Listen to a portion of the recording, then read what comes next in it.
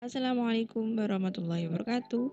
I'm Alfitra Khairinisa. I'm the 5th semester student of English Literature Department, Faculty of Humanities, Islamic University, Maulana Malik Ibrahim, Malang.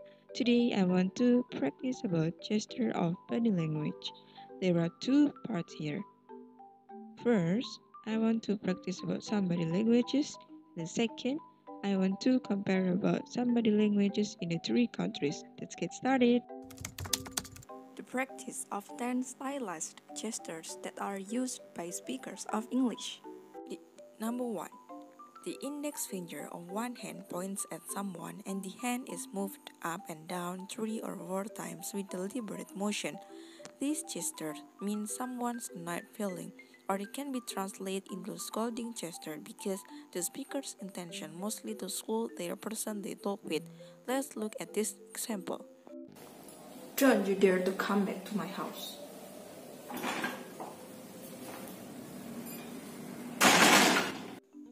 Number 2.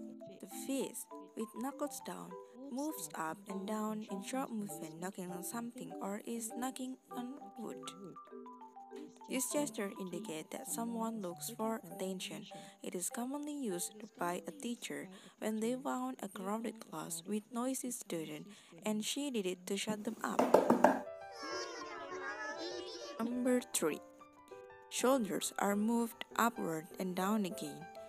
This gesture indicates someone's unknowledge toward other questions, such as saying, "How do I know it?" Let's look at this example. What is love? Number 4. Hands are clasped across each other.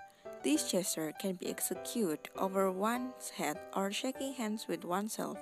It is somehow expressed someone's proud feeling, and people do it also for showing their gratitude towards others. Number 5. Hand is held on the stomach, palm inward, and the hand makes a circular movement. It is a very common movement, commonly used to express someone's hunger. Number 6. Licking one's lips. The tongue moves back and forth over the lips.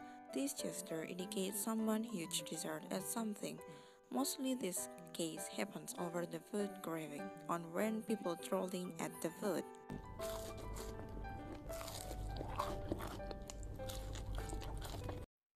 Number 7. Face palm gesture.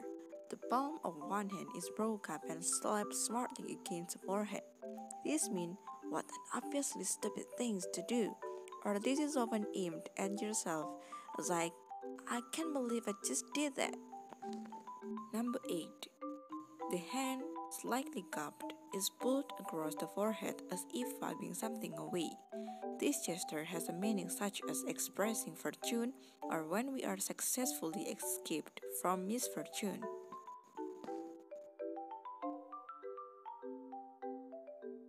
Number 9. The index finger is put across the throat. The gesture may be accompanied by a noise that is made with movement of air and saliva on one side of the mouth while the lips are slightly opened. This gesture used for threatening someone. Number 10. The fingers of the two hands are interlocked and the thumbs move in circle around each other or twiddling one's thumbs. This gesture means that someone is nervous, scared, anxious, or maybe bored. Part 2. The comparison of body languages from 3 different countries. Those are Indonesia, British, and China. Indonesia and British are waving their hand while meeting in some distance. When they meet closely, they will do hug, but Indonesian has longer duration on hug than British has. Meanwhile, Chinese do a bow while greeting someone.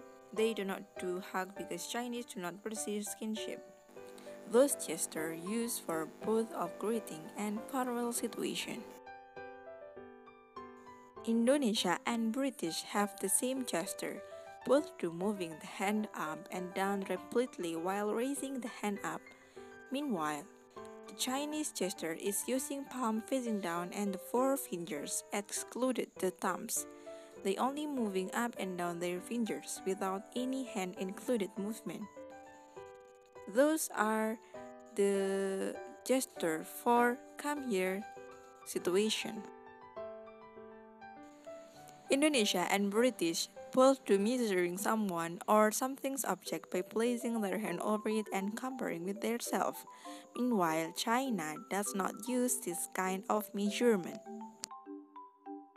In Indonesia, people indicate their self using palm facing the chest. It is allowed to use either one or both hands. People also use their thumb with knuckles up. In British, people use the index finger towards their chest and also the rest four fingers exclude the thumbs to indicate their own self. In China, people use the index finger towards the nose to intend the mean their self.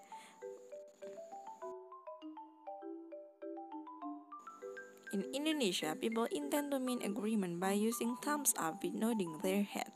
The main point is the head nodding. In British, people use this gesture to signal agreement or affirmative answer.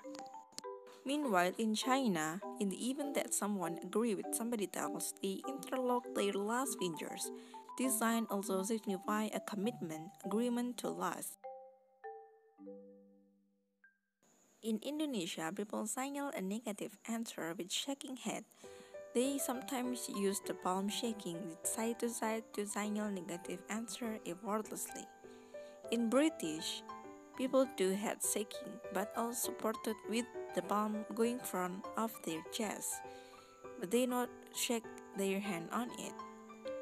Meanwhile, in China, people signal negative answer by showing their palm close to the body with a slight side-to-side wave. They do not shake their head, but they only shake their hand.